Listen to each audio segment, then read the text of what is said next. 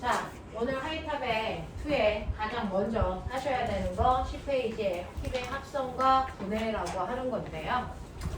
실제로는 물리 하이탑 2에 있는 내용도 있지만 그것 빼고 우리가 알아야 되는 힘이라는 것들도 있어. 그것까지 그냥 녹여서 그래서 과거 스타일의 수업을 해볼게요. 단과에서 몰리투가 아니고. 자, 과거 수업에 해당되는 내용들을 해볼 테니까 필요한 것들이 있으면 예쁘게 메모할 수 있게 노트 들고 다니는 거 상식이죠? 필요할 준비 하시고 항상 그래서 들고 다녀주시면 되고요. 노트 없는 사람? 필기할 거 없는 사람? 상관없어요. 그냥 한 장만 찢어줘. 있는 사람. 그때 A4 용기 못 가져왔어. 한 장만 찢어주면 안 돼?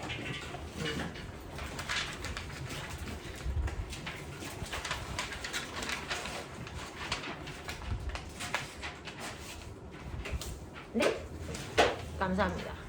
자, 필요한 거 있으면 예쁘게 메모해서 지금 하이탑이 내용이 너무나도 단순하게 나왔기 때문에 여러분들이 필요한 자소서를 쓰기 위해서 필요한 내용들이 많이 빠져 있어요. 그래서 그것까지 더해서 설명을 해봐 드릴 테니까 필요한 거 있으면 메모할 수 있게끔 합시다. 자, 우리가요 지금부터 배워야 되는 거 물리라는 과목은요 모든 물질이 가지고 있는 됐어요? 양을 물질들이 가지고 있는 다양한 양을 눈에 보이든 안 보이든 상관없어요. 그 양을 측정해서 객관적인 숫자로 표현하는 과목이에요. 그래서 물질의 양을 다루는 과목을 우리가 물리라고 합니다. 됐죠? 그래서 물리에서 다루는 다양한 물질들의 양을 우리는 뭐라고 하냐면 물리량이라고 해요. 됐어? 그 물리량에는 크게 두 가지의 성질을 가지고 있습니다. 여러분들 알고 있는 것처럼 단지 크기만으로 물질이 가지고 있는 양을 효과적으로 완벽하게 표현할 수 있는 아이들은 군더더기 없이 크기만 표현합니다. 예를 들어서 뭐가 그러냐면 온도라든가 또는 질량이라든가 여러분들이 알고 있는 일이라든가 에너지라든가 됐어? 얘네들은요 단지 얼마야 라고 하는 크기만으로도 완벽한 모든 정보를 표현할 수 있는 아이들이기 때문에 그 크기만을 표현해요. 그래서 예를 들어서 온도가 5야 10이야 그러면 5이내보다 10이내가 2배 크구나 라고 하는 걸 크기는 모두 다 숫자로 표현합니다. 됐죠? 자, 이런 식으로 물질들이 가지고 있는 양의 크기만을 표현해도 그 정보를 완벽하게 표현할 수 있는 아이들을 우린 뭐라 그러냐면 스칼라라고 표현합니다. 자, 그런가 하면 크기만으로는 정보를 완벽하게 표현할 수 없어서 크기와 뭐까지 방향까지를 표현해야 그 물질이 가지고 있는 정보를 100% 표현할 수 있는 아이들도 존재합니다. 이렇게 크기에다가 방향까지도 표현해 줘야 되는 대표적인 아이가 뭐가 있냐면 지금 너네가 다룬 뭡니까? 힘이라는 아이가 대표적인 거죠. 그래서 이런 식으로 방향을 가지고 있는 아이들을 여러분들은 물리 1에서 배우기 시작했죠. 힘도 있고요. 뭐도 있냐? 아는 대로 얘기해봐. 방향 꼭 얘기해 줘야 되는 거. 뭐가 있습니까? 속도 있죠? 또요. 또요. 힘, 속도. 물리 1을 끝냈는데 머릿속에 들어있는 게 힘하고 속도밖에 없니? 힘, 속도 뭐 있습니까? 변이. 그 다음에 뭐 있니? 운동량. 그 다음에 뭐 있냐? 충격량. 이따위 것들이 모두 다 방향을 가지고 있잖아. 방향이 다르면 다른 물리량이잖아. 됐어요? 이런 식으로 방향까지도 가지고 있는 아이들을 우리는 스칼라와 비교하기 위해서 얘네들을 뭐라 그럽니까? 얘네들을 벡터라고 부르는 거예요. 됐죠? 그래서 방향을 가지고 있는 아이들을 내가 변인데 이게 10이야 라고 표현하면 이건 틀린 거죠. 그래서 이게 어느 쪽 10이야? 아, 얘는 오른쪽 방향으로 10이야. 얘는 왼쪽 방향으로 10이야. 그럼 두 개가 다른 양이죠. 됐어. 네. 이런 식으로 방향을 가지고 있는 아이들은 방향까지도 표현해줘야 된다. 그런 아이들을 우리는 벡터라고 한다. 알겠습니까? 자, 그래서 물리원은 스칼라와 벡터의 차이가 없이 문제를 풀었지만 물투에서는 벡터들을 주로 다루면서 방향을 정확하게 인지하고 있어야만 정확하게 답들이 나오겠죠. 그거의 가장 대표적인 것들을 중학교 1학년 때 배웠던 뭡니까? 힘이 바로 그래요. 그래서 어떤 물체가 있어요. A라는 물체가 2kg짜리가 있는데 내가 얘한테 오른쪽으로 10N의 힘을 줬을 때와 왼쪽으로 10N의 힘을 줬을 때 나타나는 결과가 같을까 다를까? 전혀 다르잖아요. 방향이 다르기 때문에. 됐습니까? 이런 것들이에요. 그렇기 때문에 그 아이는 방향을 반드시 표현해줘야 된다. 이런 애들은 벡터다. 됐죠? 자, 그러면 이런 벡터들을 우리가 어떻게 다룰 거냐? 요 얘기 하자고요. 요 얘기 하자고요. 물리원에서는 벡터를 맛만 봤다면 이제는 우리가 벡터 가지고 놀 거거든요. 그러니까 벡터들을 어떻게 표현하고 처리해야 되는지에 대해서 설명하자. 이게 물리의 주제예요. 자, 그러면 방향이 있는 애들은 우리는 어떻게 다룰 거냐? 그거의 가장 대표적인 예로 여러분들은 힘을 이용해서 벡터를 가지고 노는 것들을 하죠. 됐어? 그래서 힘을 여러분들이 물체에다가 이렇게 줬을 때 나타나는 형상들은 잘 눈에 띄거든요. 그래서 힘을 이용해서 벡터를 설명해 볼 건데 우리가 중학교 1학년 때 배웠던 것처럼 힘은 하나의 힘이라고 하는 거 안에는 세 가지 요소가 있어요. 그래서 힘에 3요소가 있다. 이렇게 했던 기억납니까? 자, 어떤 물체가 있는데 내가 그 물체한테 힘을 줘요. 그랬을 때 이 물체 A라는 물체에 나타나는 효과를 다르게 하는 게 세 가지가 있어요. 그 중에서 첫 번째 제가요. 어떤 애한테 오른쪽으로 10N의 힘을 줬어요. 근데 저는 20N의 힘을 줬어요. 그랬을 때 얘가 움직이는 정도가 다르잖아요. 그렇죠? 그래서 힘을 이루는 요소 중에 첫 번째 요소는 얼마나 크게 줬니? 라고 하는 크기가 첫 번째 요소예요. 이걸 힘의 크기라고 표현하죠. 그렇죠? 두 번째는 뭐예요? 똑같이 10N의 힘을 주더라도 오른쪽으로 10N의 힘을 줬니? 아니면 왼쪽으로 10N의 힘을 줬니? 그거에 따라서 A의 운동이 또 다르게 나타납니다. 됐죠? 그러니까 힘을 이루는 두 번째 요소는 뭐다? 그 힘을 준 방향이다. 이렇게 되는 거예요. 그 다음에 뭐 있니? 세 번째. 힘의 3요소. 중에서 단위 척좀 해봐. 그렇죠. 자, 세 번째는 뭐냐면요. 내가 똑같은 방향, 똑같은 크기의 힘을 줬어. 그래서 오른쪽으로 10N의 힘을 줬다고 치자. 근데 똑같이 오른쪽으로 10N의 힘을 줘도 위에다가 10N의 힘을 주면 이 병은 쓰러져요. 근데 아래쪽에다가 10N의 힘을 주면 병은 쓰러지지 않고 앞으로 밀려가죠. 됐어. 그래서 힘을 주되 그 힘을 어디에다가 줬어? 라고 하는 힘준 지점. 그걸 우리가 힘의 작용점이라고 하거든요. 됐어. 이렇게 힘을 준 지점인 작용점의 위치에 따라서 또 다른 효과가 나타나기 때문에 우리는 힘은 이렇게 세 가지 요소를 가지고 있다라고 표현합니다. 그러면 이러한 세 가지 요소를 가지고 있는 힘을 가장 적합하게 표현할 수 있는 방법은 뭐가 있을까? 간단하고. 됐어. 그래서 만들어 놓은 힘을 표현하는 기호가 있죠. 힘을 나타내는 기호 뭐가 있어요? 그게 바로 화살표예요. 이 하나의 화살표 안에 저 세 가지 요소가 다 들어있다. 됐어? 그 중에서 우리가 화살표의 이 동고 부분 여기 나타나는 게 뭡니까? 바로 힘을 준 지점에다 찍는 이게 바로 힘의 작용점을 표현하는 위치예요. 됐어? 그래서 화살표 아무데나 찍는 거 아니에요. 저는 힘을요 이렇게 병의 머리에다가 줬어요. 그럼 머리에다가 화살표 찍어야죠. 아래에다가 힘 줬어요. 그럼 여기다 찍어야죠. 됐어? 힘을 준 지점에다가 정확하게 화살표를 됐어 찍을 수 있게끔 해주셔야 됩니다. 이게 힘의 작용점이에요. 그리고 화살표가 가리키는 이 방향이 힘을 준 방향이고요. 화살표의 길이가 힘의 크기입니다. 그래서 물론 요즘은 화살표의 크기를 그렇게 힘의 크기에 비례해서 그리지는 않고 옆에다가 10N이야 20N이야 이렇게 쓰긴 하지만 실제로 화살표의 길이에 따라서 힘의 크기를 다르게 표현하는 게 맞는 표현법이에요. 됐습니까? 이렇게 된다고요. 그래서 그 힘을 화살표라는 기호를 가지고 우리가 나타낼 수 있다 라고 하는 거 여러분들은 알고 계시잖아요. 됐어? 그러면 이러한 힘이 물체에 작용한다? 물체에 작용하는데요. 하나의 물체 안에 여러 개의 힘이 동시에 작용하죠. 예를 들어서 오른쪽으로 10N의 힘이 작용해요. 이 힘을 A, 그 다음에 오른쪽으로 20N의 힘이 작용해요. 이 힘을 B. 왼쪽으로 15N의 힘이 작용해요. 이 힘을 C. 그리고 약간 비스듬한 방향으로도 힘이 작용합니다. 그래서 이 힘 15N, 이거 D. 그렇다면 결국은 저 가라는 물체는 어디로 움직일까? 힘을 받았으니까 힘에 의해서 어떤 효과가 나타날 거 아니야? 그래서 네, 그렇다면 이 물체는 어디로 어떻게 움직일까? 이걸 이해하셔야죠.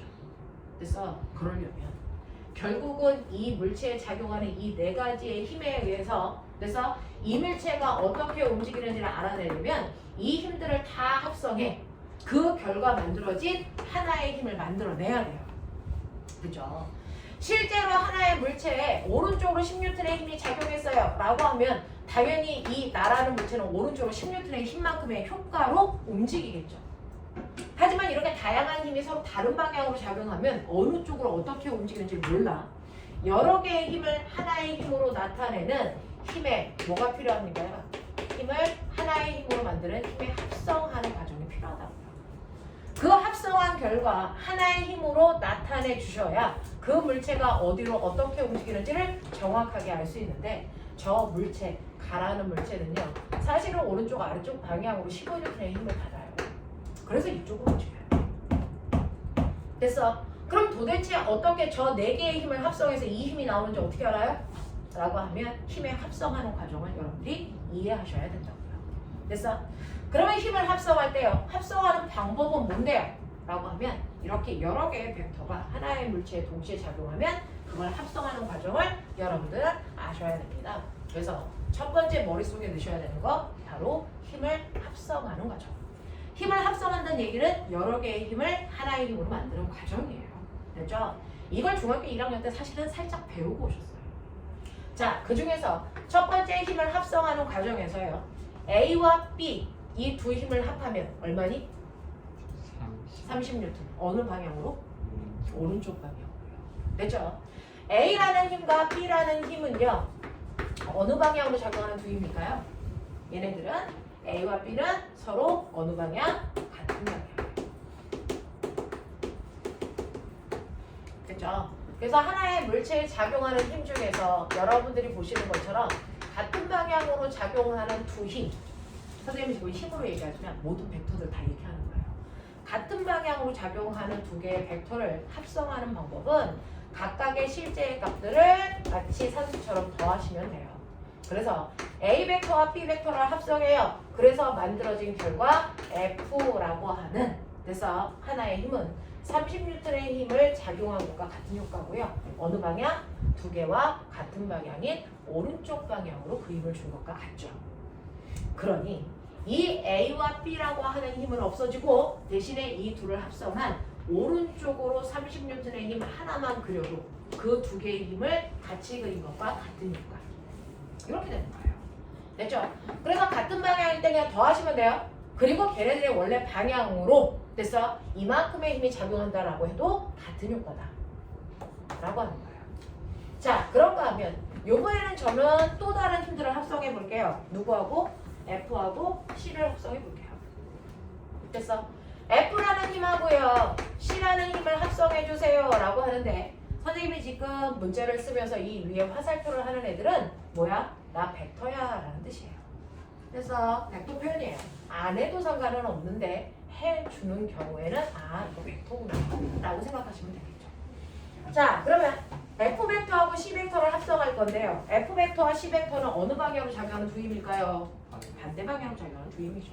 그렇다면 이런 식으로 반대 방향으로 작용하는 두 힘을 합성할 때는 어떻게 하면 돼요? 얘네들은 F1과 C를 합해주세요 라고 해도 실제로 계산할 때는 더하는 게 아니다. 이건 반대 방향이니까 뭐 해줘야 된다? 빼줘야 합성이 된다. 됐습니까? 자, 그래서 실제로는요. F 벡터와 C 벡터를 빼야 되는 건데 그 중에서 뺄 때 조건이 있어요. 반드시 큰 벡터에서 작은 벡터를 빼라. 됐습니까? 그러니까 30에서 얼마를 빼요? 15를 빼셔요. 그래서 결국 F라는 힘과 C라는 힘이 동시에 작용하면 됐어. 얘는 얼마? 15N의 힘을 받는 것과 같은 효과예요. 어느 쪽으로? 큰 힘 방향. 됐어. 그래서 F 방향으로요. 사실은 15N의 하나의 힘이 작용한 것과 같은 효과, F-가 작용한 것과 같은 효과예요. 그러니 이 C벡터와 F벡터를 합성하면 그 결과는, 그래서 여러분들이 보시는 것처럼 오른쪽 방향으로 15N의 힘이 하나가 작용한 것과 같은 효과다. 이걸 F-라고 해볼게요. 자, 이런 식으로 합성해 가면 지금 맨 처음에는 여기에 벡터가 4개 있었는데 점점 합성해 가면서 벡터의 개수가 줄어들어요. 2개 남았어요. 자, 하나만 더 합성하면 되는데 이때 머릿속에 한번 넣어보세요.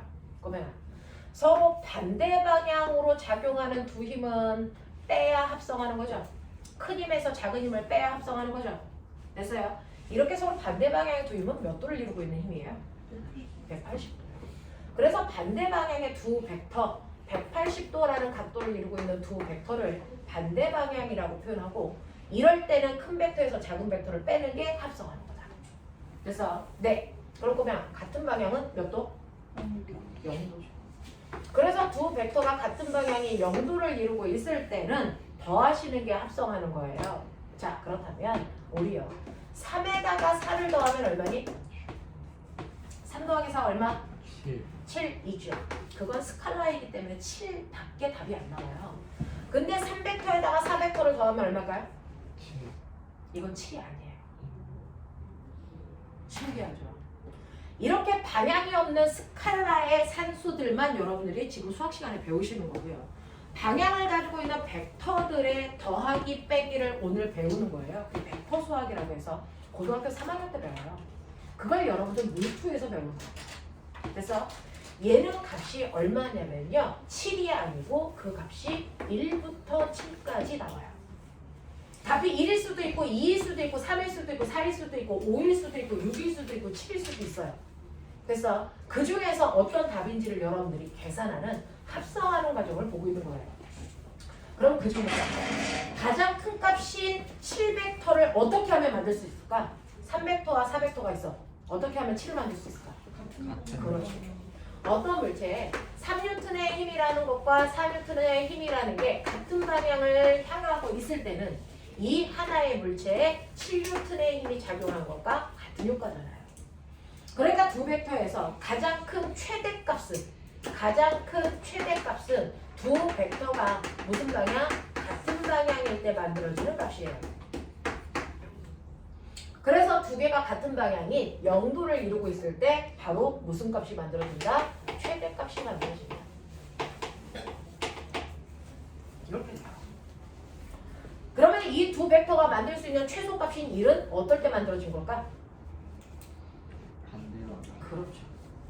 하나의 물체예요. 하나는 오른쪽으로 3N, 하나는 왼쪽으로 3N 이렇게 작용하면 얘는 합력이 얼마가 될까요? 1N이에요. 큰 힘에서 작은 힘을 빼라 그러잖아요. 그래서 1이라는 값이 나와요. 그래서 최소값은 두 힘이 서로 무슨 방향? 반대 방향을 이룰 때 최소값이 나와요. 그래서 그 반대 방향을 이루고 있을 때 그 두 벡터가 만들 수 있는 가장 작은 값, 최소값이 만들어지니 이 최대값과 최소값 사이의 범위 안에 또 다른 벡터들의 값들을 가질 수 있어요. 그러면 어떨 때요? 라고 하면 바로 두 힘이 이루는 각도가 0도보다는 크고 180도보다는 작을 때 이 사이의 값들이 만들어지겠죠. 그래서 그러면 그 사이의 값들이 만들어지는 나머지 방향을 우리는 뭐라 그러냐면 그 나머지 방향을 비스듬한 방향이라고 해요.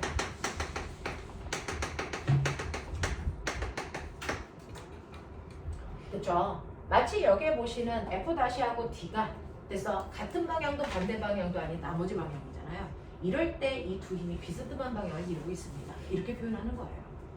그 비스듬한 방향이라는 건 두 벡터가 이루는 각도가 0도보다는 크고요. 그래서 180도보다는 작을 때 얘네들을 우리가 비스듬한 방향이라고 표현한다.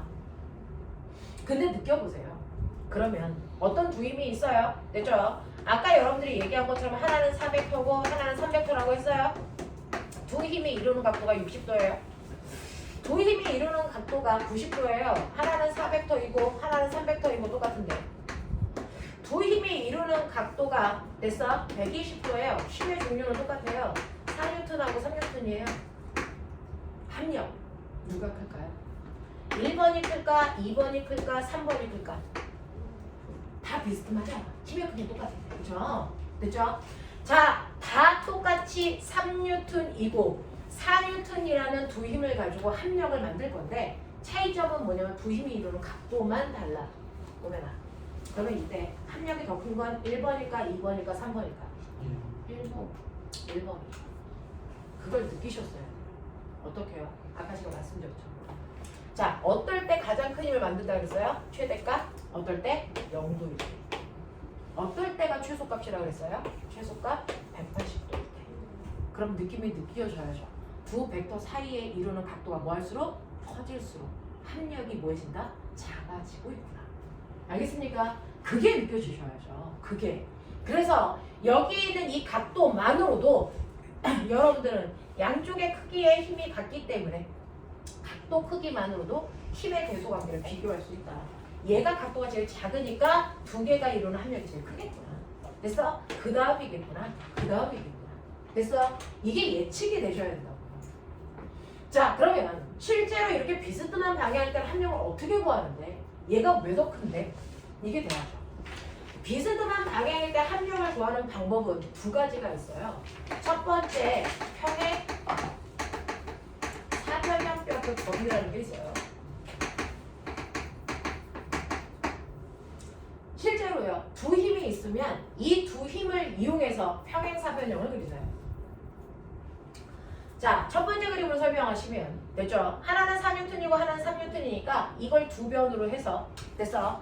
나머지 두 변을 평행하게 그려 평행사변형을 완성합니다. 그랬을 때 합력은 어디 있어요? 라고 하면 원래 두 힘 됐어? 이거 그릴 때 아무렇게나 그리는 게 아니고요. 자, A라는 힘하고 B라는 힘에 뭘 맞춰요? 반드시 작용점을 맞춰서 그리십시다. 그쵸? 작용점 두 개를 맞춰 놓고 됐어? 그것과 평행하게 평행사변형을 완성하세요. 그랬을 때 원래 두 힘의 작용점에서 반대편 꼭지점으로 대각선을 그리세요. 그랬을 때 화살표 하시면 돼요. 됐죠? 이게 바로 힘의 방향이에요. 얘네들이 만든 합력의 방향이에요. 그리고 이 대각선의 길이가 바로 합력의 크기입니다. 되겠죠? 그러면 요 평행사변형 그려보세요. 이렇게 그려지잖아요. 대각선 이렇게 그리죠? 이게 합력 방향이고 합력의 크기예요. 됐죠? 이것도 평행사변형 그려보세요. 이렇게 그려지겠죠? 그랬을 때 원래 작용점에서 대각선 그려보세요. 이게 합력의 방향이고 이 화살표의 길이가 합력의 크기입니다. 그럼 보시면 알겠지만 이 대각선의 길이가 점점 뭐해지고 있어요? 짧아지고 있죠. 합력의 길이 작아지고 있어요. 알겠습니까? 이렇게 가시는 거예요. 이런 식으로 두 힘의 원래 두 힘의 작용점을 맞춰놓고 평행사변형을 그렸을 때 됐어. 작용점에서 반대편으로 화살표를 그리시면 그게 합력의 방향이고 화살표의 길이가 합력의 크기다. 알겠습니까? 이렇게 되는 거예요. 이런 식으로 해서 합력을 구하는 걸 우리가 평행사변형 법이라고 한다. 있니? 자, 그럼 두 번째 방법은 뭐가 있는데요? 네, 두 번째 방법은 삼각형법이라는 게 있어요. 삼각형법이라는 게 있다. 그러면 삼각형법은 뭔데요? 라고 하면 지금 여기에 있는 것처럼 하나의 힘에 4N 이렇게 있어요. 됐죠? 그리고 나서 평행사변형을 그리려면 3N의 작용점을 이 4N의 작용점에 맞추셔야 되는데 삼각형을 그릴 때는요. 얘 머리에다가 3N의 작용점에 그대로 오게끔 그리시면 돼요. 요렇게요. 3N 됐어. 그래 놓고 됐죠? 네. 처음에 그린 4N의 작용점에서 나머지 화살표의 머리 부분으로 이렇게 연결해서 화살표를 그리시면 이게 삼각형이 되잖아요. 그랬을 때 이 화살표와 보이세요? 이 화살표가 똑같답니다. 됐죠? 이렇게 삼각형을 그려서 합력을 계산할 수도 있더라. 이건 삼각형법이라고 한다. 됐죠? 마치 뱀이 또 다른 뱀의 꼬리를 무는 것처럼 됐죠? 꼬리에서 머리, 꼬리에서 머리 연결해 가시는 거예요. 됐죠? 그래서 이렇게 연결하시면 이게 바로 합력이다. 그 합력을 우리는 알짜힘이라고 한다. 됐죠? 그래서 평행사변형을 그리던 삼각형을 그리던 여러분들이 그려서 됐죠? 합력을 구할 수가 있습니다. 그랬을 때 이 합력의 크기의 범위는 최대값과 최소값을 여러분들 구할 수 있잖아요. 그 사이 범위가 나오고 그건 각도를 이용해서 조절할 수 있다. 되겠냐? 자, 그래서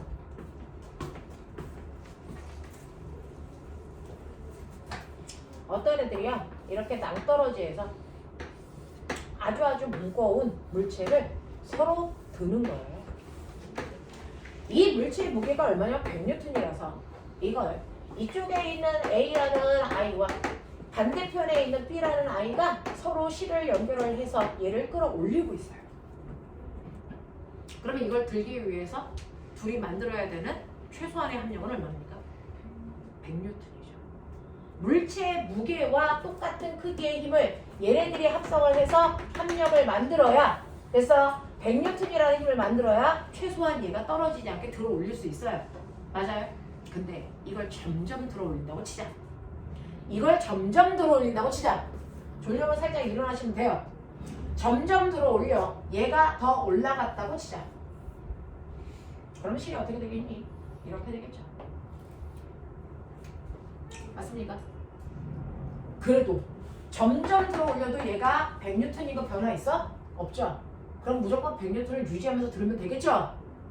되죠? 그랬을 때 A와 B는 이 물체가 점점 올라가면 올라갈수록 자기가 주고 있는 힘의 크기를 점점 크게 해야 될까요? 아니면 작게 해도 들을 수 있을까요? 아니면 처음과 똑같은 힘을 계속 줘도 들을 수 있을까요? 크게 해야 될까? 작게 해야 될까? 어떻게 해야 될까? 선생님 저는요 하얀색에 있을 때는요 됐어. 네 저는 50N의 힘을 주고요 얘는 70N의 힘을 줘서 들었어요. 이거 두 개 합해서 100N의 합력이 만들어졌나 봐요. 근데 더 들어 올려요. 그러면 얘는 50이라는 힘을 계속 유지하고 얘는 70이라는 힘을 계속 유지하면 이거 들어 올릴 수 있을까? 없어요. 적어도 얘는 자기가 준 힘보다 더 큰 힘, 얘도 자기가 준 힘보다 더 큰 힘을 줘야 이 물체를 들어 올릴 수 있다. 왜? 밑에 있을 때 이 사이의 각도가 60도라면 들어 올릴수록 이 각도가 점점 보이지니 멀어져요. 됐어?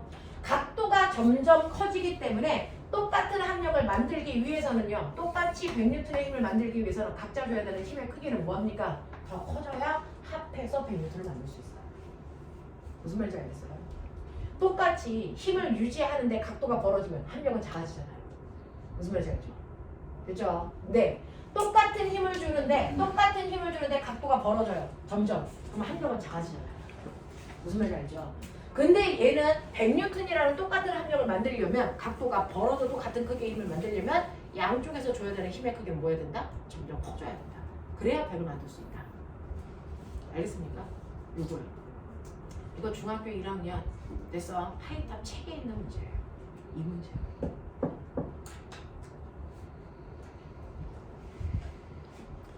물체가 올라가면 올라갈수록 둘 실 사이에 사이각이 점점 벌어지니까 됐어? 같은 크기의 힘을 주면 보시는 것처럼 같은 크기의 힘을 계속 주면 각도가 벌어질수록 합력은 작아진다. 얘가 만드는 합력이 됐어? 6N이라면 얘는 5N, 얘는 4N 이렇게 각도가 벌어지면 합력이 줄어들어요.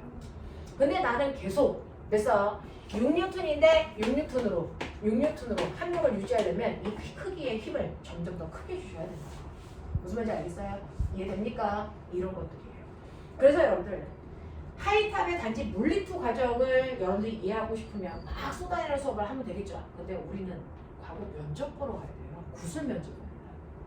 이거 왜 이래? 라고 하는 질문을 받으면 대답할 수 있어야 돼요. 그래서 두 힘 사이의 사이각이 벌어질수록 합력은 작아지기 때문에 양쪽에서 친구들이 주는 힘의 크기는 점점 커야 된다. 알겠습니까? 똘똘하게 대답해 주셔야 돼요. 자, 이렇게 된다 라고 하는 거 머릿속에 넣으시면 되겠죠. 그래서 비스듬한 방향인데 이런 식으로 그래서 대각선의 길이가 합력이기 때문에 대각선의 길이를 유지하고 싶으면 각도가 벌어질 때 더 큰 힘을 줘야 된다 라고 하는 거 기억해 두시면 되는데, 그럼 선생님 요 값이 실제로 몇 뉴턴이에요? 나 이거 계산하고 싶어요. 요럴 땐 몇 뉴턴이에요? 나 이거 진짜 계산하고 싶어요.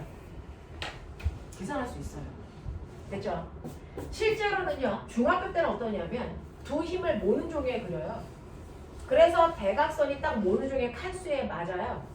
그래서 그 칸수를 세면 몇 칸? 그러면 한 칸이 2뉴턴이야 라고 한다면 됐어? 요거 3칸이네. 그럼 6뉴턴이네. 이렇게 중학교 때는 그렇게 했었어요. 근데 여러분들은 고수준을 살짝 넘으시면 되겠죠?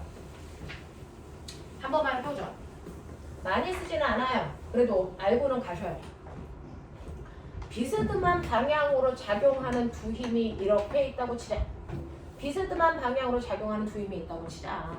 얘가 F1, 얘가 F2. 그래서 이거 뭐 3뉴턴, 4뉴턴 이 마음대로 놓으셔도 되고요. 이 두 힘 사이에 이루는 사이각이 세타, 이거 60도 뭐 이렇게 주셔도 돼요. 됐죠? 이렇게 되어 있는 이 두 힘의 합력을 다 계산하고 싶어요. 정확하게. 모르는 종이 없어요. 어떻게 하면 돼요? 라고 하면 합력을 구하는 방법은 이 두 힘을 이용해서 평행사변형을 그린다고 했다. 그랬을 때 원래 두 힘의 작용점에서 대각선을 그리면 이게 내가 구하고자 하는 합력의 정체다. 이 크기가 얼마인지 계산하고 싶다. 됐어? 이게 너 물투 배웠잖아. 저거 제이 코스로 되면 물론 10 F 갖고 하는 거야.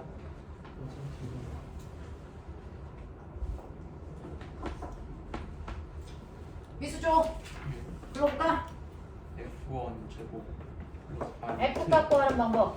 루트 루트 F1 제곱 F1 제곱 플러스 F2 제곱 F2 제곱 플러스 2 코사인 세타 F1에 요 식을 유도해 봐드릴게요. 요겁니다. 됐어. 이렇게 비스듬한 방향으로 두 힘이 나오면 그 두 힘의 합력을 내가 실제로 계산하고 싶어요. 됐어요? 네. 라고 할 때 이렇게 계산하시면 됩니다. 이게 어떻게 나왔는지가 중요한 거죠. 우리가 수학 시간도 아닌데 이 공식을 외울 이유가 없어요. 됐죠?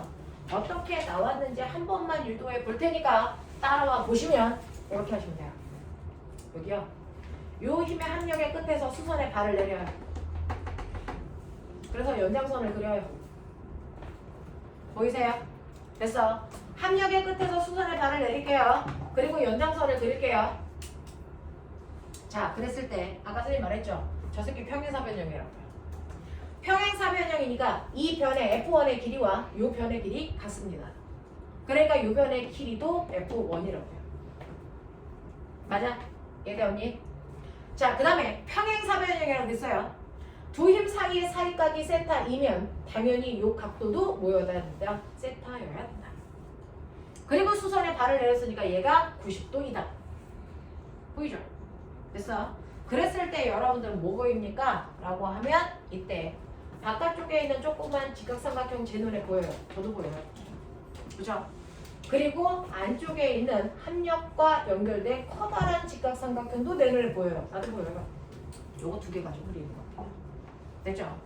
안에 있는 작은 직각삼각형과 밖에 그려져 있는 커다란 직각삼각형 요거 두 개 이용해서 우리가 구하고자 하는 F값을 유도해 볼게요. 됐죠? 안에 있는 작은 직각삼각형에서 됐죠? 여러분들이 보시는 것처럼 안에 있는 작은 직각삼각형에서 얘가 F래요. 요 값이 세타래요. 그럼 얘는 얼마니? 이거 얼마니? 그렇죠. 얘가 바로 F 됐어? 요게 F니까 F1이니까 F1 사인 세타래요. 되겠냐? 요 길이가 얼마냐? 요 길이가 요 길이 이게 F1 코사인 세타. 그래서 직각삼각형의 세 변의 길이를 이용해서 각각 모르는 변의 길이도 만들어 드렸으니 이제 바깥쪽에 있는 커다란 직각삼각형 볼게요. 바깥쪽에 있는 커다란 직각삼각형을 보면 삼각형의 세 변의 길이의 관계 A, B, C 너네가 나보다 잘 알죠? A 제곱은 B 제곱 더하기 C 제곱이랑 같다. 그러니까 A는 되죠? 얘네들의 제곱값의 루트다. 하겠냐? 요거 한 거야. 요거 한 거야. 그래서 보시면 바깥쪽에 있는 긴 변에 해당되는 게 우리가 구하고자 하는 합력이에요. 그래서 F는 루트 보이시죠? 그래서 넣은 거야. 그래서 넣은 거야. 요 변의 길이의 제곱 F1의 제곱 사인 제곱 세타 요 변의 길이의 제곱 보이죠? 더하기 F2 플러스 F1 코사인 세타의 제곱 요거 푼 거야. 풀어.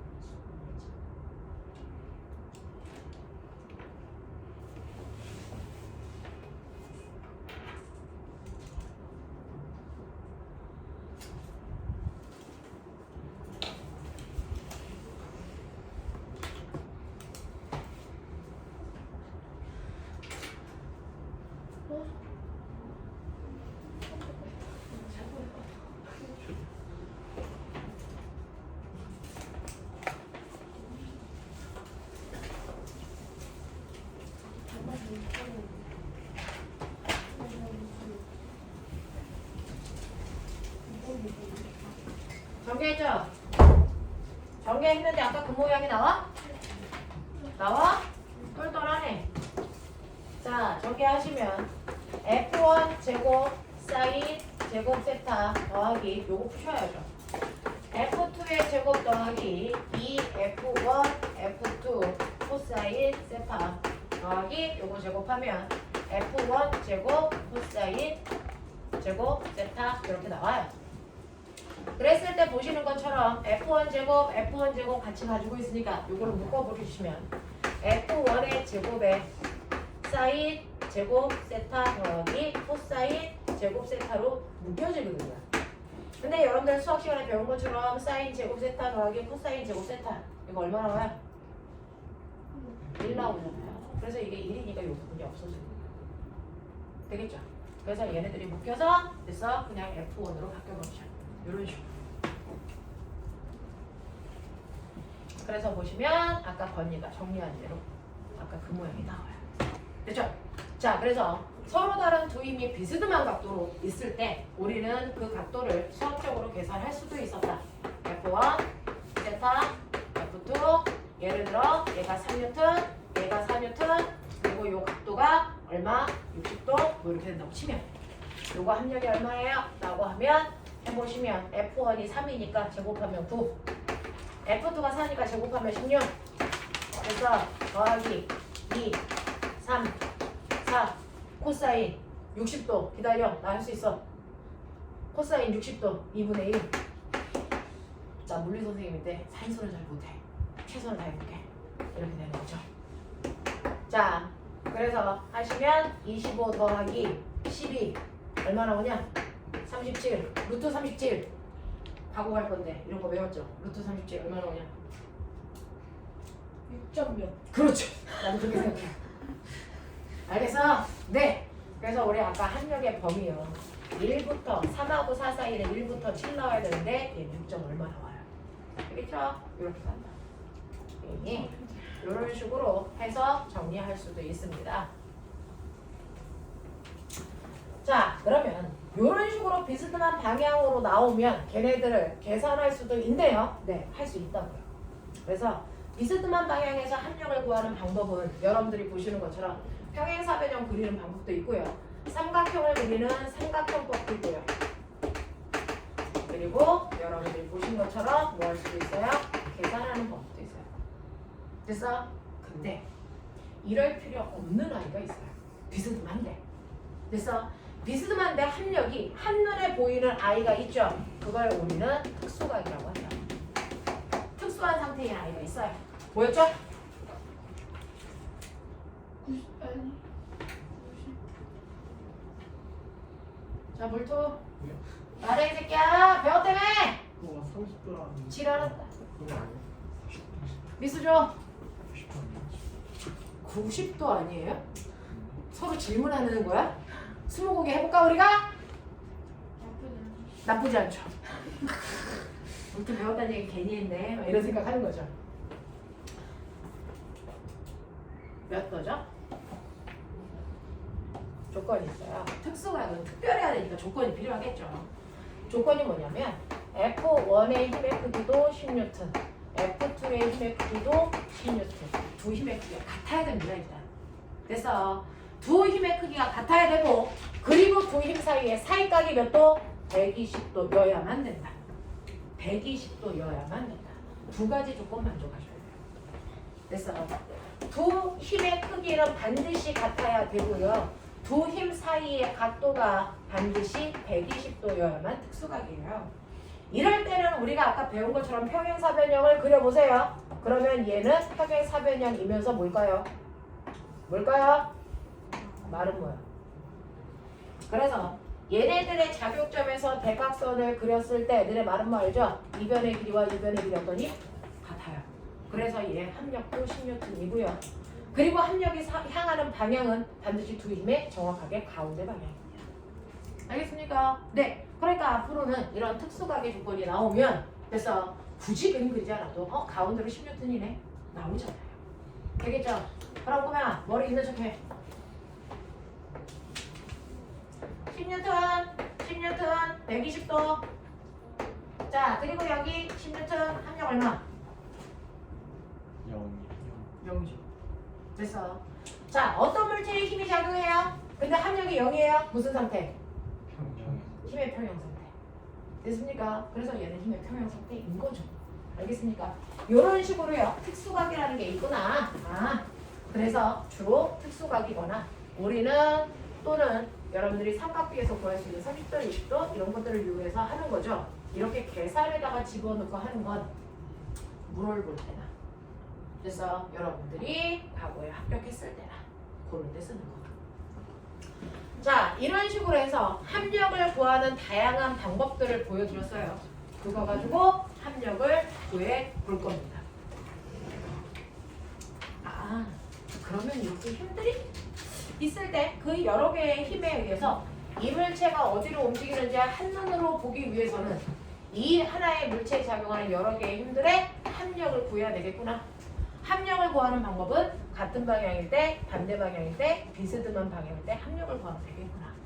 되겠습니까? 네. 그래서 물체가 어떻게 움직이는지 우리가 예측할 수 있어야 되겠죠. 그래서 어떤 물체가 움직일 때 그 물체의 운동 상태를 변화시키는 건 바로 이 물체에 작용하는 뭡니까? 알자 힘이에요. 그래서 알자 힘을 구하는 힘에 합성하는 과정들을 보여드립니다. 그렇죠? 그래서 그 힘에 의해서 얘네들이 움직일 거다. 그래서 여러분들은 지금 힘이 뭔지부터 시작해서 힘을 하나로 만드는 힘의 뭐했니? 합성했어요. 그래서요 이렇게 하나의 힘이 있어요. 또 하나의 힘이 이렇게 작용하고 있어요. 뭐야? 알고 싶어? 3N, 4N. 그러면 요거 가지고 합력을 구하려면 평행사 변형 그렸을 때 대각선 몇 뉴턴? 5. 그렇죠? 5뉴턴 이거밖에 안 나와. 아까처럼 공식에 넣는 거 잘 안 나와. 보여준 거야.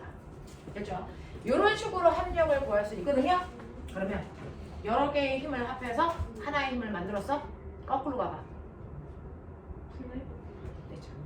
하나의 힘을 여러 개의 힘으로 거꾸로 분해할 수 있으셔야 돼. 됐어? 힘을 합성하는 걸 했다? 그럼 그거의 반대 개념이 머릿속에 들어가야 돼. 됐죠? 힘의 분해.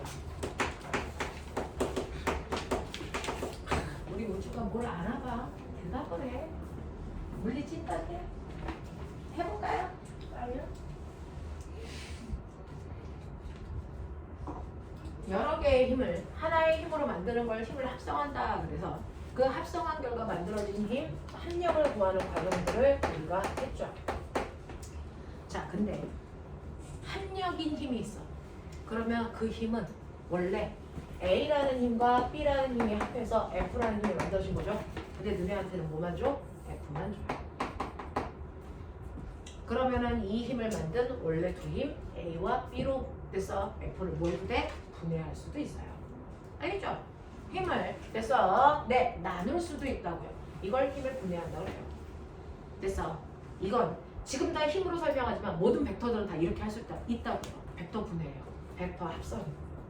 벡터를 합성하는 방법, 벡터를 분해하는 방법. 이렇게 돼요. 자, 이런 식으로 어떤 힘이 비스듬한 방향으로 20N의 힘이 작용하고 있어. 나 이거 분해하고 싶어. 됐어. 자, 그랬을 때 수평 방향의 하나의 힘 fx와 됐죠? 그것과 다양한 각도의 힘으로 나눌 수도 있어요. 뭐 60도, 90도, 120도 할 수도 있는데 물리2에서는 주로 90도 방향의 두 힘으로 나눕니다. 항상 90도로 나누라는 얘기가 아니고요. 90도 방향으로 나눌 수도 있다라는 얘기입니다. 됐죠? 그 중에서 우린 주로 90도로 쓰는 거니까 90도 방향으로 작용하는 두 힘으로 분해를 해볼게요. 그랬을 때 이 각도가 얼마라고 할까요? 이 각도를 30도라고 할까요? 됐어. 그러면은 X축 방향으로 작용하는 이 힘의 크기가 얼마겠니? 라고 하면요. 이거 평행하게 나눴으니까 이거 됐어. 네, 평행이동해서 일로 와보세요.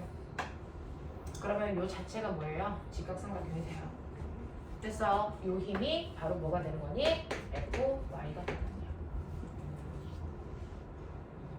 됐죠? 네. 평행사변형을 그렸을 때 얘가 대각선이어야 되기 때문에 대각선이어야 되기 때문에 요 길이와 요 길이가 똑같거든요. 그러니까 요게 직각삼각형이 된다고요. 그랬을 때 fx에 해당되는 요거는 직각삼각형에서 밑변의 값이잖아요. 그러니까 요건 뭐가 됩니까? f 코사인 세타가 되는 거죠. 그래서 f 값은 20이고요. 각도가 30도니까 코사인 32 2분의 루트 3이잖아요. 그래서 x축 방향으로는 10루트 3의 힘이 작용했어요. 이렇게 가면 돼요. 이해돼요? 자, y축 방향은요. y축 방향 계산하는 방법 알죠? f 뭡니까? 사인 세타. 빗변에 해당되는 길이가 20이고요. 사인 30도가 2분의 1이잖아요. 그러니까 얘는 위쪽 방향으로 얼마? 10N의 힘이 작용하고 있구나. 그래서 얘는 위쪽으로는 10N, 그 다음에 오른쪽 방향으로는 10루트 3의 힘이 작용했을 때 이 두 힘의 합력이 나오게요. 알겠습니까? 이렇게 힘을 분해할 수도 있어요. 이걸 벡터 분해라고 합니다. 이걸 벡터 분해라고 합니다. 이렇게 힘은 합할 수도 있지만 나눌 수도 있다. 힘은 합할 수도 있지만 나눌 수도 있다. 힘을 합하는 건 힘의 합성이라고 하고 하나의 힘을 여러 개의 힘으로 나누는 건 벡터 분해, 힘의 분해라고 한다. 그래서 그러면서 벡터의 속성을 잠깐만 알고 갈까요? 자, 여기 모는 종이가 이렇게 했다고 치자. 이거 어제 우리 5주는 했는데 배운 지 아직 24시간 안 됐는데 너 어제 이거 하고 갔잖아. 자, 어제 뭐 했을까요? 모는 중까지 기억이 나거든요. 모는 종이까지 기억이 나거든요. 그래서 모는 중 제가 약간 알코올 침해성이 있거든요. 자, 해보자. 모는 종이야. 모는 종이인데 여기에 내가 여러 개의 벡터를 그려볼게요. A 벡터 맞아요. 닥쳐요. 그 다음에 여기에 있어요. B 벡터. 됐어. 여기에 이렇게 그렸어요. C 벡터. 여기에 이렇게 그렸어요. 어디다 그릴까요? 여기에 이렇게 그릴까요? D 벡터. 이 중에서 같은 벡터 찾아. 우준 조용히 해. 같은 벡터 찾아. A와 B요. 벡터는요. 평행이동 가능해요. 됐어. 평행이동에서 겹치는 아이들은 같은 벡터입니다. 그래서 A 벡터와 D 벡터는 같은 벡터예요. 이렇게 하시면 돼요. 됐죠? 벡터는 평행이동은 가능하지만 각도를 틀 수만 없다는 거죠. 알겠어? 평행이동 가능합니다. 평행이동에서 겹치는 애들을 같은 벡터라고 본다. 자, 그러면 A하고 B가 같네요. 네. 그러면 A하고 C요. 같아요? 안 같죠? 왜 안 같아요? 크기가 다르죠? 나 근데 같게 하고 싶어. 무조건 A하고 C를 같게 하고 싶어. 어떻게 하면 돼? 어떻게 하면 돼? A의 몇 배가? 2배 하면 이랑 같아지죠. 어떻게 표현할까요? 이 A 벡터의 2배가 뭐랑 같다? C. 네, 이렇게 하시면 돼요. 됐어? 그럼 같아진 거예요. 되겠죠? 네. 저요. A 벡터하고 D 벡터하고 무조건 같게 하고 싶어요. 어떻게 하면 돼요? 그렇죠. A 벡터와 D 벡터는 전혀 다른 벡터거든요. 왜? 방향이 반대라서. 근데 같게 하고 싶어요. 그러면 이 중에서 하나의 방향을 반대로 바꾸면 같아지잖아요. 그러면 물리에서 방향을 정반대로 바꿔라. 이거 어떻게 표현합니까? 마이너스로 써야죠. 물리에서는 플러스와 마이너스는 크다와 작다라고 하는 수학에서 쓰는 기호가 아니라 그랬잖아요. 물리에서의 플러스와 마이너스는 무조건 방향을 나타내는 거예요. 그래서 플러스가 한쪽 방향이면 마이너스는 그것과 정반대 방향. 그러니까 A라는 벡터가 있는데 그것과 정반대 방향의 A 벡터를 우리는 마이너스 A라고 쓰시면 돼요. 그럼 방향을 정반대로 바꿔라. 이 뜻이죠. 그러면 얘가 누구랑 같습니까? D 벡터랑 같아진다. 이렇게 되는 거예요. 되겠습니까? 그래서 물리에서 쓰는 마이너스는 방향이 정반대예요. 라는 뜻입니다. 됐죠? 이런 식으로 해서 벡터들을 여러분들이 다루시면 그거 가지고 문제를 블라블라 이제 여러분들이 막 푸셨단 말이죠. 그게 1번 문제였어요. 그게 1번 문제였어요. 됐죠? 너네가 아까 풀었던 문제들 중에서 벡터 다루는 문제를 이미 여러분들은 감각적으로 할 수 있거든요. 그래서 19페이지에 1번 보시면 정이나 여신이 몇 시니? 20분이야. 자, 빠른 속도로.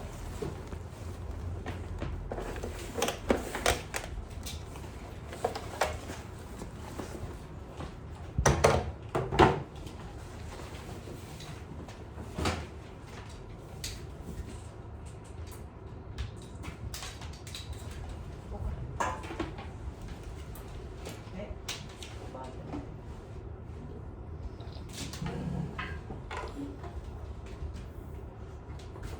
앞으로는 수업 시간 전에 제가 설치할게요. 오늘은 선생님이 회의를 하냐고 너무 바빴어요.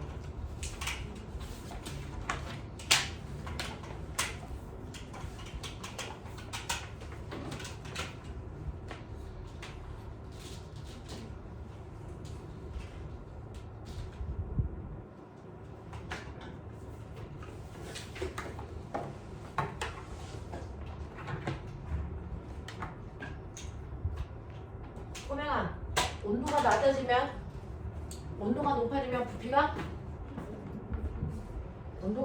부피는 걸어요. 팽창하죠. 온도가 낮아지면 그래서 잘 안 고쳐요. 아, 알겠어요? 네, 연락 안 고치네요. 역시 물리 선생님.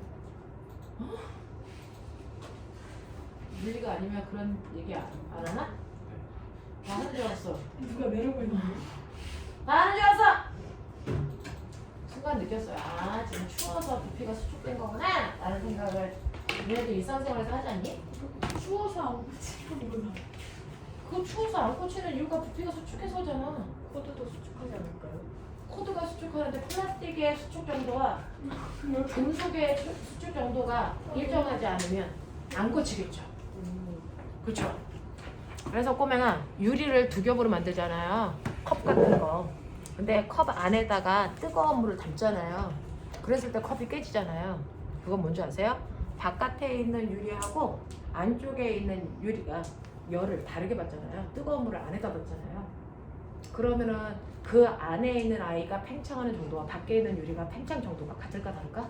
달라서 깨지는 거거든요. 그러면 카페 알바하다가 유리 깨놓고 이거 다? 그건 네가 깬 거니까 네 월급에서 차감을 하면 되는 거고. 그래서 실제로 우리가 컵을 만들 때요, 안에 있는 물질들은 열 팽창을 적게 하는 물질로 만들어요. 그래야 깨지지 않거든요.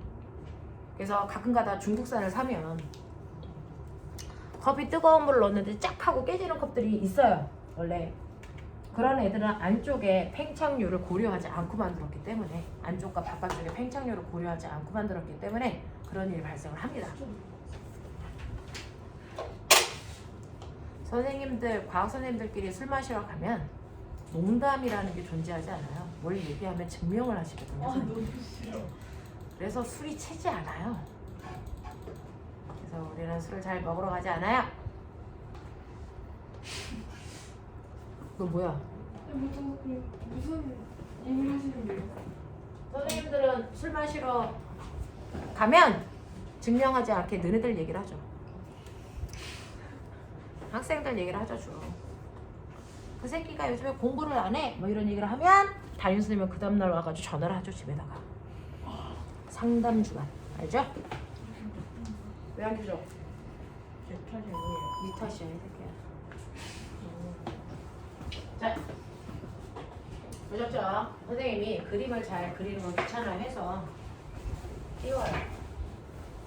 자, 이런 식으로 힘을 합성할 수도 있고 분해할 수도 있고, 그리고 벡터들이 가지고 있는 특성들도 아까 모노종에다 그려봤어요. 그거 가지고 1번부터 여러분들이 됐죠? 3번까지 하시는 건데, 자, 궁금한 게 있는데 3번 맞은 사람 손? 됐죠? 네. 자, 지금 너는 물리투를 한 번 했니? 너는 물리투를 한 번 했니? 안 했니? 근데 어떻게 맞았니? 안 맞았어. 안 맞았죠. 지금 여기 손든 사람들은 물리투를 한 번 했던 사람들이 맞은 거고요. 끝까지는 안 했어. 네, 끝까지는 안 했는데 이 부분을 해줘. 자, 지금 물리투를 하지 않은 사람들이 틀린 건데, 일반적으로요, 3번 문제가 가장 물리투스러운 문제예요. 여러분들 지금부터요, 물리 1을 배웠더라도 물리 2를 배우면 문화 충격이 와요. 왜요? 물리 1에서는 물체가 그래서 X축이나 Y축 한 방향으로만 움직여요. 그래서 걔네들의 운동을 이해하는 건 어렵지 않았는데, 물2는 됐죠? 여기에는 3번 문제처럼 물체가 오른쪽으로만 움직이거나 또는 위아래로만 움직이는 게 아니고 그래서 X축과 Y축 사이의 공간으로 움직여요. 평면상의 원을 한단 말이죠. 물투를 보여주는 전형적인 물체입니다. 이런 식으로 물리원에서는 X축으로만 움직이거나 등속운동 또는 Y축으로만 움직이거나 자율합성 운동 두 개만 배웠어요. 근데 이제 물투는 뭡니까? 포물선 운동, 공간상의 운동을 설명해요. 자, 이렇게 공간상의 운동을 설명할 때요. 그걸 틀리지 않고 맞출 수 있는 방법 뭡니까? 우리는 컴퓨터 이진법 해요. 그래서 이런 식으로 물체가 평면상에 있더라도 이걸 평면상으로 보지 않는다. 이거 뭘 본다? X축과 Y축으로 분해해서 본다. 그게 문제를 정확하고 빠르고 분명하게 푸는 방법이다. 그걸 그래도 물리투를 잘했던 못했던 그 습관이 있었던 사람들이 맞는 거예요.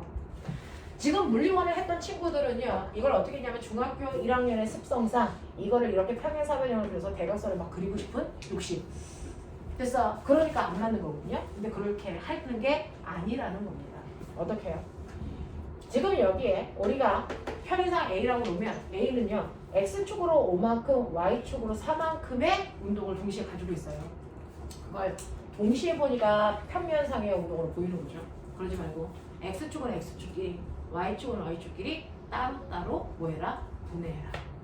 지금 아까 보신 것처럼 비스듬한 방향의 힘이 있으면 이 힘을 X축 방향의 힘과 Y축 방향의 힘으로 분해했잖아요. 그것처럼 분해하시라고요. 그러면 그 중에서 A라는 애는 X축으로 얼마? 얼마? 5요. 보여요? Y축으로 얼마? 4요. 요거 두 개 합성한 게 바로 A입니다. 그래서 합성하기 전으로 분해하시라고요. 그 다음에 편의상 B요. 이것도 분해야 X축과 Y축 컴퓨터 이진법 0 아니면 1로 우리는 무조건 X축과 Y축으로 분해합니다. 이거 X축으로 얼마입니까? 마 5점. Y축으로 얼마입니까? 뿔 2점. 됐나? 네. 또요. 여기 C요. 얘도 비스듬한 방향을 적용하는데 그거 그대로 보지 말아라. X축과 Y축으로 무조건 치자라. 됐습니까? 그러면 얘는 X축으로 얼마? 뿔 2요. Y축으로 얼마요? 마 4요. 알겠습니까? 이렇게 다 분해해라. 벡터 분해. 그럼 그러고 나서 어떻게 해야 돼요? X축은 X축끼리 합성해라. Y축은 Y축끼리 합성해라. 그러면 된다. 그죠? 보세요. A는 X축으로 얼마니? 뿔 5. Y축으로 얼마니? 뿔 4. B는요? X축으로 얼마? 마 5. Y축으로 뿔 2. C는요? X축으로 얼마? 뿔 2. Y축으로 얼마? 마 4. 이렇게 되어 있는 거잖아요. 됐어? 이거 합성할 때요. X축은 X축끼리만 합성. 보이니? 상쇄되죠. 뿔 2라고요. 됐죠? Y는 Y축끼리만 합성. 보이시죠? 이거 상쇄된다고요. 뿔 2라고요. 그러면 결국은 합성한 힘은 어떻게 됩니까? X축으로는 이만큼, Y축으로 이만큼의 힘을 합하면 내가 원하는 힘이 되죠. 합하세요 이제. 얼마 나오니? 이거 얼마예요? 못하면 뒤진다. 이거 2 그대로 평행이도 갖다 붙이면 이게 뭐예요? 직각삼각형이죠. 그래서 2니까 얘 얼마니? 2 루트 2죠. 이렇게 가시는 거예요. 알겠어요? 그래서 이제부터 여러분들은 물투는 싸그리 다 그래서 X축과 Y축의 운동을 동시에 하는 평면상의 운동을 가지고 있어요. 얘가 대표적으로 보여드리는 거예요. 그럴 때도 그 자체로 보지 말고 X축은 X축끼리만 Y축은 Y축끼리만 따로 분해해서 봐서 나중에 결론만 합성하면 된다.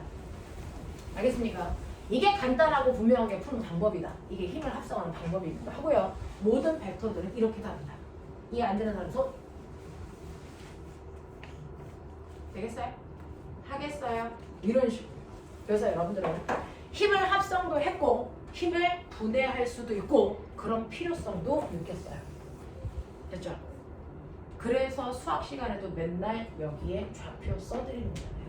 이게 바로 컴퓨터 이진법을 보여드리는 거예요. 5,4 X축과 Y축으로 분해해놓은 거예요. 알겠어요? 네. 이런 식으로 해서 벡터들은 분해해서 따로따로 X축은 X축끼리 Y축은 Y축끼리 합성해서 그 아이들을 보시면 된다. 알겠죠? 네. 잠깐만 20분만 끌었다가요. 두 번째 얘기할게요.